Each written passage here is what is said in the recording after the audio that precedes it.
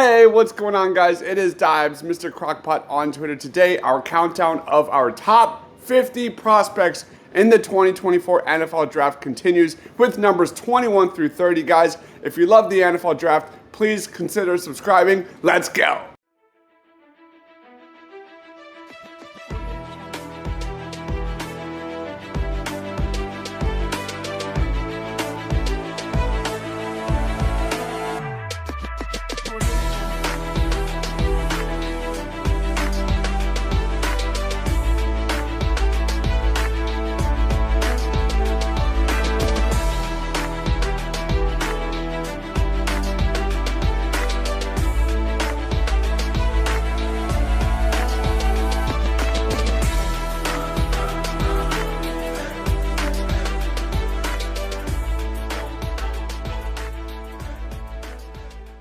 A guy that is just absolutely massive that I think is just going to really climb up the draft process. He is Kingsley Suamataia out of BYU. Try saying that, Ryan.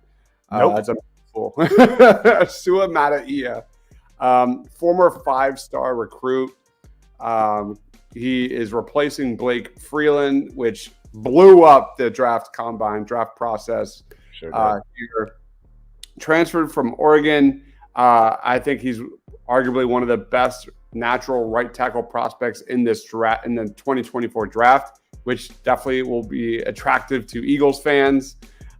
Here, this could be a big time target in that first round area. 6'6", 315 pounds, wide dent frame, stellar athlete, quick acceleration off the line. Needs to improve his footwork and hand usage. And he can get a little off balance at contact, but he's exceedingly powerful. He was dominant at right tackle in 2022, started 12 games, did not allow a single sack last season. Moving to left tackle in 2023, that was obviously held down by the great Blake Freeland, who was awesome, man. That was a blast covering that dude last year. So what are your thoughts on Kingsley Suamataia? Yes, that guy. He started out his freshman year at Oregon. Unfortunately, he really didn't get much playing time. Only saw very sparingly some snaps there, and transferred over to BYU. And honestly, if it wasn't for Blake Freeland, we'd probably have been talking about him a lot more last year. But yeah, he's switching over from right to left this year now that Blake is gone. But, this guy absolutely will not skip a beat with Freeland. He has super long arms that really just kind of allow him to stay in pretty much any, battle with, pass rush, which certainly is positive there. He has great balance.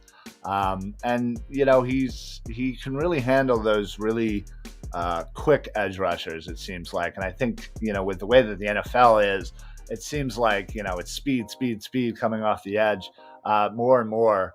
And I think he could easily translate that to the NFL. So he's got great foot speed and that quickness to really hone in on some of those really quick NFL edge rushers. Chop Robinson, an edge rusher here, dominated in his first year for the Nittany Lions after transferring in from Maryland, led all Power 5 edge defenders in overall PFF grade, 90.6, and pass rushing grade at 92.4 in 2022. His 23.6 pass rush win rate was sixth best among the same group, man. Great production. He's not like the measurable guy. He's not the toolsy guy, but he wins with everything else, man. He's 6'3", and only 240 pounds. I think he should definitely, this lists him at 253. He definitely could stand to add more to his frame and more play strength, but this is definitely one of the more promising pass rushers in the Big Ten. And he needs to kind of turn, I think, some of those flashes that we saw in 2022 into more consistent play. What are your thoughts on Chop? Yeah. I mean, that's kind of the knack on him is his consistency. But again, the potential, you see it for sure. And again, it's always tough when you're kind of talking about players that still have a kind of season to so to speak, prove themselves a little bit more. But I think he easily seems to have the skill set, seems to have the motor, and honestly, I'm excited. I mean, just look at this list. I mean, how many Penn Staters do we have? It's crazy. It's just going to be an exciting team, and I think with so many prospects and so many great players, I think that might actually be kind of an advantage to him. And as Rome Odunze, out of Washington, a wide receiver, he was, I think, my number 2 wide receiver overall.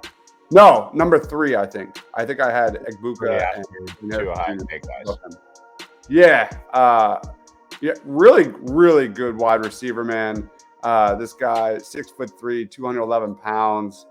One of the top returning Power 5 receivers in college football this year.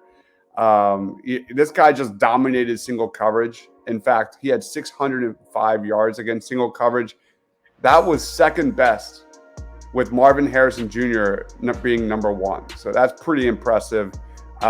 He's a true 3-level threat. He's a very good athlete, more of a smooth athlete, not necessarily a burner, but really good separator. He has natural instincts, great in contested catch situations, elusive after the catch. This is my favorite prospect out of Washington. What are your thoughts on Rome Odunze? Yeah, like you said, he falls in right after the 2 Ohio State wide receivers, and yeah, he is he's 6'3", 200 pounds. He's an amazing separator off the line.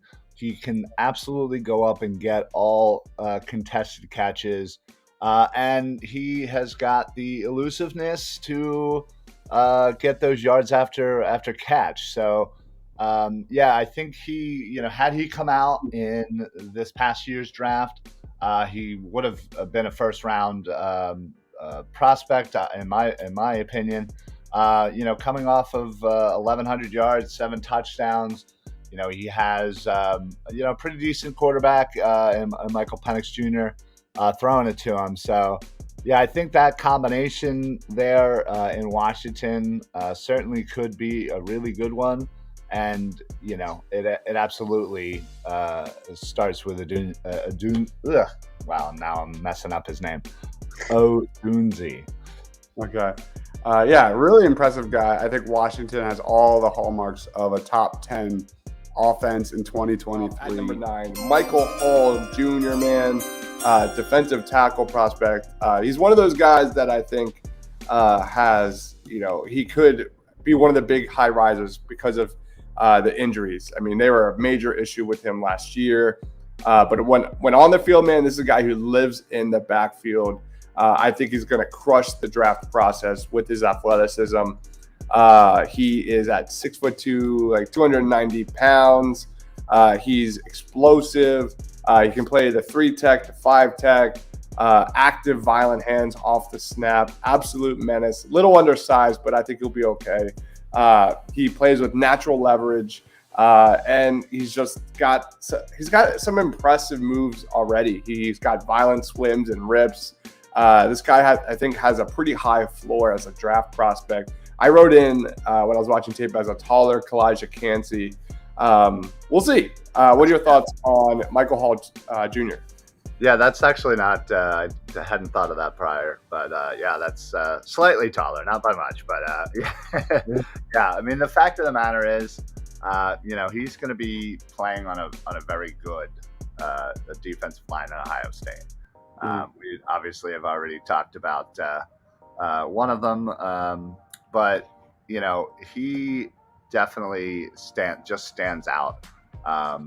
Just as you said, has really good hands, really good power, arms, really good burst.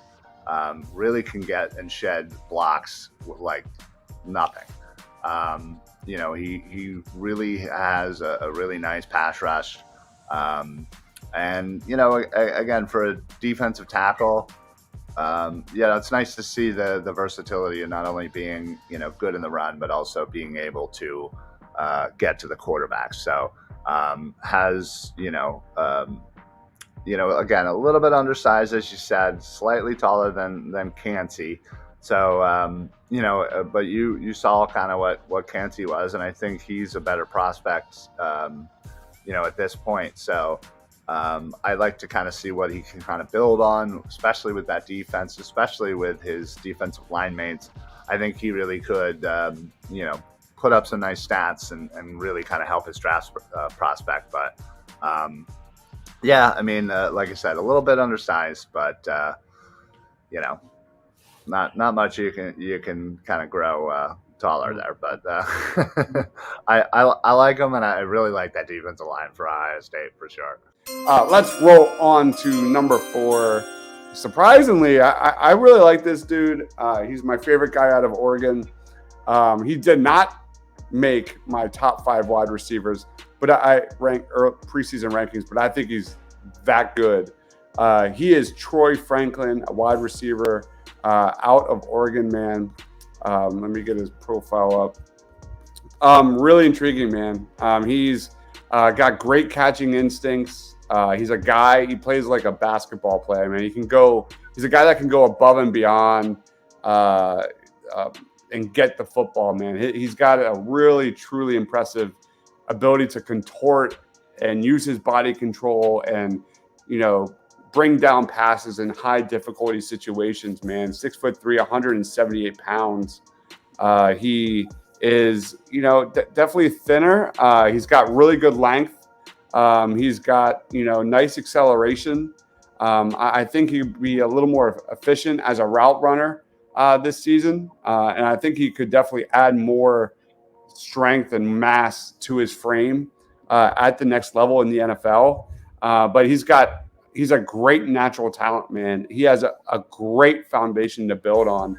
I definitely think this guy is going to blow up this year, especially with great chemistry on a guy that we're going to be talking about soon, leading Oregon's offense. But what are your thoughts on Troy Franklin?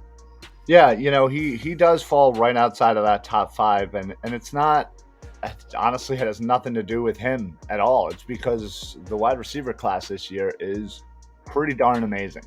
And we've certainly talked about all of them so far here. But yeah, he kind of just falls right outside of that. But yeah, I could, again, I think with a productive season, he certainly could get into that conversation. He's very fluid. He has great burst, and he can absolutely stretch the field. And what I noticed about him is he kind of gets to his top speed really quickly. Like some guys take a little bit to ramp up, and then they're gone. But he just seems to boom, a couple steps, and he's just flying. So, his yak ability is extremely dangerous around in the open field.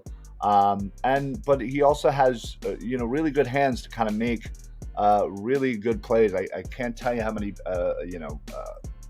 catches I've seen of him, grabbing it right on the sideline, towing the line there, just making really great plays. So I think, again, we'll talk about the quarterback wide receiver combo. I think Oregon has a really great combo as well, as I mentioned, USC and certainly with Washington. So yeah, I think, as we say, this is more of an offensive conference.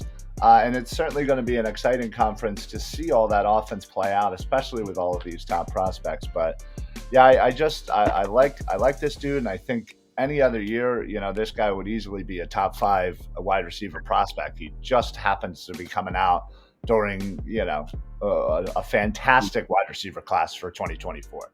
Bralen Trice, he's an edge rusher. He is just put up some insane production in 2022. We covered this guy during last year's draft process. He didn't declare. He returned to Washington, and now he's among the top edge rushers in the class. Let's put up his profile.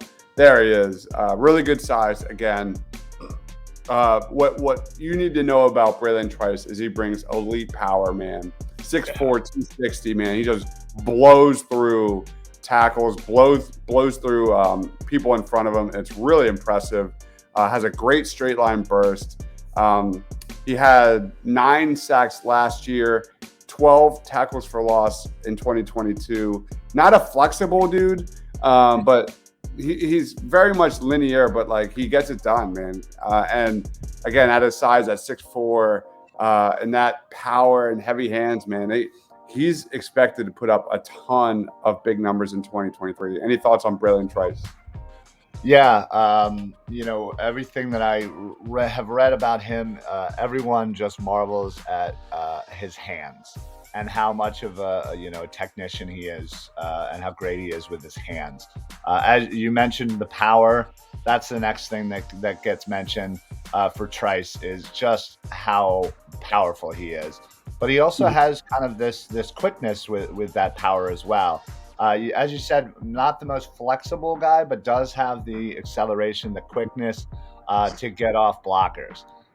Good motor, and he seems to have that relentless ability to make plays and to chase down the quarterback or running back. So he's good moving laterally, and great in pursuit. So yeah, I like this guy. I think he kind of falls outside of the top 5 edge guys, but he's right there. And I think, again, a productive season, building on what he did last year. I could easily see him, by the time the draft rolls around, him being talked about in that top 5 of edge rushers for sure. Yeah, I would agree with that. He didn't make my top 5 edge rushers in this class. He's more of a production guy. I don't want to make that a negative for Braylon Trice. I mean, Pac-12 not known for defense. These teams can't compete with the Big Ten, the ACCs, the SECs. There's some elite defenses there. But Braylon Trice is a very good prospect. I think he's going to be not so much a first-round guy. I suspect a day 2, day 3 guy, more likely day 2. Let's roll on. We're going to talk about some quarterbacks now that I think are right in the mix. They're definitely probably not the first tier, probably not the second tier, but probably that third tier, leading off with Michael Penix Jr., quarterback for Washington. Really fun tape. He led the Power 5 in 2022 with over 4,600 passing yards. Took care of the football with a turnover-worthy play rate of 1.3%. That was the 5th lowest in the country last year, man. He does have an injury history. He's torn 2 ACLs at his previous school at Indiana, and he's definitely on the older side. He's already 24 years old. But I think he's definitely in the mix of possibly being quarterback 3 right there with Quinn Ewers, and that's definitely on the table. I think Caleb Williams and Drake May are probably the clear 2 at this point, but Michael Penix Jr. is a very good talent. This is a guy I think who brings a lot of competitiveness, a lot of toughness. He's a toolsy guy that I think is going to win a lot of scouts during the draft process. He's a guy that can sell out for major plays as a runner with his legs, but he also has a really good arm that can layer throws. And actually, what separates him, I think he is a good processor. He does have good field vision. He can anticipate windows. He can, fit balls in tight windows. So there's a lot to like about Michael Penix Jr. I might be too low on him. What are your thoughts? Yeah, he's 100% in that conversation for that, that third quarterback spot. I think right now I think I have him at 4, if I remember kind of correctly what I did, preseason wise. But listen, he is absolutely, very accurate. He has great vision, and you can just kind of feel, get that feeling that he, has a great ability to kind of be in a rhythm and really just kind of feel the game. which is something you really can't teach. He's able to make throws all over the field, and what certainly I think just his build, his physical build, he seems very much like what is now the prototypical quarterback. He also really takes care of the football. He hardly ever fumbles, and he doesn't make terrible throws for interceptions. So.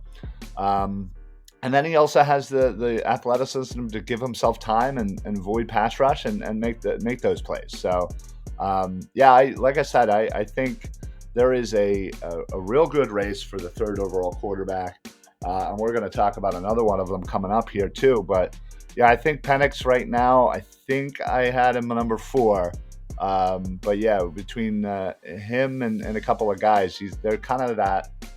Maybe that third tier, but still, we've seen it in plenty of drafts where these guys that were kind of, again, a tier or two down have an amazing season or have an amazing draft process. And, it depends on the teams and who needs quarterbacks. So he could easily be a first round talent. Let's roll on to number 6. Surprise, surprise. Yet another Clemson. Here we're talking about Andrew Mukuba, a safety prospect that's really intriguing, man, especially in the NFL. Versatility, man. That's the name of the game when it comes to Andrew Mukuba. He does it all. You look at Brian Branch, who was one of my favorite dudes in the draft this year. I think this guy has the potential to be that new Brian Branch. Makuba's a guy who can roam in space, process in zone, close in on passes, but he can play in the slot. He can mirror receivers and man on the outside. He can also provide a spark as an outside blitzing threat. There's a guy at Clemson who split his time between free safety, the nickel spot, in the box, through 2 seasons, has put up over 100 tackles. Doesn't have a lot of interceptions to his name, but a good amount of pass breakups. The critique is the size. He's only at 6 foot and 185 pounds. And that's probably going to be the thing that we hear a lot about over the next 9 months on this dude. But yeah, there's potential that he's a slot only defender in the NFL. I don't know. Personally, I don't know if that's necessarily a bad thing. A lot of people make a lot of money now. That's a sexy position in the NFL today. So overall, I think his high quality versatility is what's going to win over scouts come April 2024. What are your thoughts on Andrew Mukuba? Yeah, you said it there. He's going to most likely be the Brian Branch, if he's going to be coming out this upcoming year. So, like you said, the main knock on him is going to be his size. You said 6 foot. I've seen him listed at 5'11". Wow. So there's already some talk about that. But coverage wise though, the man can absolutely pretty much do it all. He is really strong in coverage. He is a great inbox defender. Whether it's single high, too high, but he's, definitely, I think he thrives a little bit more when he's placed in the slot. He's got a lot of, he's a high energy kind of guy who kind of flies around, the field, and you just really see the athleticism in just his, normal, everyday kind of moves there. So you could tell this guy has the skill set. TreVeyon Henderson got number 10 here, running back out of Ohio State. Dude is an absolute beast, man. You talk about, this guy has to be an early favorite for the RB1 in the draft, man. He's a spark plug with explosiveness, really good receiver out of the backfield. He's got a dense frame, great contact balance. That's 5'10", 214 pounds. He, has the ability to offset and send defenders kind of launching with his twitch. And he also can maintain vertical speed and hit holes when needed. He is a really interesting prospect. The running back class is ridiculous in 2023. So I don't think he's like Bijan Robinson, running back one. But Trayvon Henderson, what are your thoughts? Yeah, like you said, especially in the Big Ten, you have some really good running backs. Yeah, he seems to kind of right now being the leader of the pack for RB1 coming into this upcoming draft. I mean, he just has, such an ability to accelerate. His speed, his acceleration. He's also really, really good receiver, which obviously would translate well for NFL teams who love a good receiver with their running back. So, he has a good trucking ability to kind of get through tackles, break tackles. Has good vision. I think he clearly comes in right now at RB1, obviously not like a Bijan situation, and certainly things are going to change throughout this process. But I like him. Again, he kind of, considering the fact that everybody's going to be focusing on those wide receivers, I think he is going to eat this year and absolutely run wild. Quinn Ewers, quarterback out of Texas. Let me get his scouting report up right there. One of the biggest, highest rated quarterback recruits of all time, man. Kind of had an up and down season back in 2022. Great arm talent, big time throws, made some incredible flashes. It's his decision-making accuracy, which definitely needs to improve in 2023. It helps that he's got an amazing weapon core on the outside and at the slot position. We'll be getting to that very soon. But this guy is a natural talent, ready to take the leap. As you can tell, our top 10 previously here, there's a lot of Texas on there, a lot of playmakers. I think if this guy can rein it in, again, he is right up there with Caleb Williams and Drake May at the top of the quarterback class. What are your thoughts on Quinn Ewers? Yeah, he definitely came out last year and really, really showed how talented he is.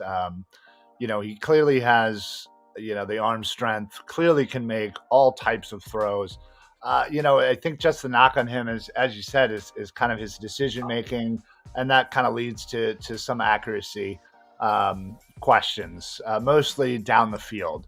I believe he was 15 of 44 on passes 20 yards or more last season. So that obviously has to improve, and with some of the weapons that we will be talking about shortly, improving as well, I think that should certainly help in another year in the system here. But yeah, he's absolutely, just a step below, Williams and May. And yeah, I really, as I said on the first go round here, I really do enjoy college football when Texas is kind of in it and they are, top 25 kind of fighting, for top 10. So I'm excited to kind of see yours and some of the other players that we're going to be talking about here. But yeah, he just, really needs to improve the deep ball accuracy. And, it's a weird situation that Ewers is in, though, because as five-star stud quarterback, pedigree, Arch Manning sitting, waiting in the wings. If he should falter, if, has a couple of bad games, who knows if they'll pull that trigger and start the Manning, run at Texas. So there's probably a lot of pressure on him, knowing that this kid is here and ready to kind of take his spot. So I'm looking for him to keep his job, though, full season, and really kind of supplant himself as a potential first-round pick for a quarterback-needy NFL team.